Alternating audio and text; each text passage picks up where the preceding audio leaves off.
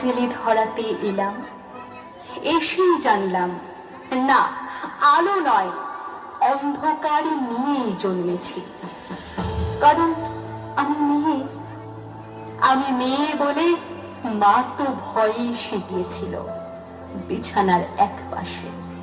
বাবা দুদিন আমার মুখ দর্শন করেননি, আমি মেয়ে বলে। দাদু মিষ্টিগুলো ধুত্তর বলে ফেলে দিল মাছ পুকুরে, আমি মেয়ে বলে। ঠাম্মি মুখ দেখিয়ে পাড়ায় পাড়ায় বলে বেড়ালো, কি আবার হবে, খরচের জোগাড় হয়েছে আবার।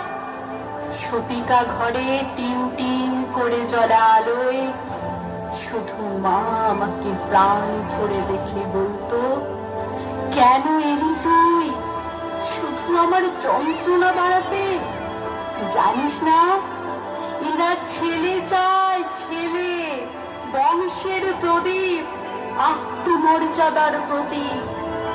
দেখছিস না ঘরে কেমন কাল বৈশাখীর মতো গুরু গম্ভীর মেঘ, কেমন অসহায় নিস্তব্ধতা।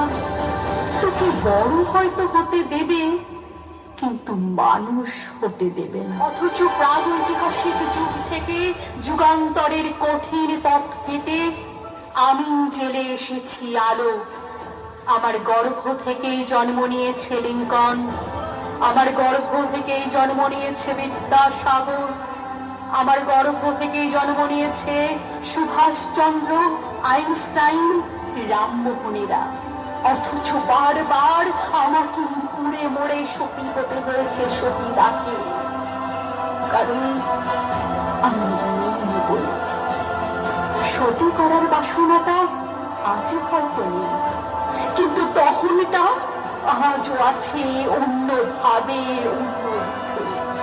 কিন্তু একদিন নারীর ঠোঁট রেঙে উঠবে রক্ত নিয়ে, কলঙ্কের ঘুমটা ছিঁড়ে উন্মুক্ত হব জলে স্থলে আর উন্মুক্ত আকাশে। অসামান্য পদভারে কেঁপে উঠবে ধরিত্রী, দারুণ জ্যোতিপুঞ্জ উদ্ভাসিত হবে চারিদিক, নবালোকে নবদিগন্তে উন্মোচন হবে আবার। অসহায় আতঙ্কে স্তব্ধ হয়ে দেখতে থাকবে রণচণ্ডী মূর্তি ধারিণী একবিংশ শতাব্দীর নারী শক্তিকে। সমস্ত শৃঙ্খলা আর লিঙ্গভেদ ভেঙে চুরমার করে দিয়ে তোমায় দেখাবো পুরুষ, আমরাও মানুষ, রক্ত মাংসের মানুষ। নারী পুরুষের বিপরীত নয়, বরং পরিপূরক। আমি ছাড়া তুমি অসম্পূর্ণ, এই জগৎ অসম্পূর্ণ, সম্পূর্ণ রূপে অসম্পূর্ণ।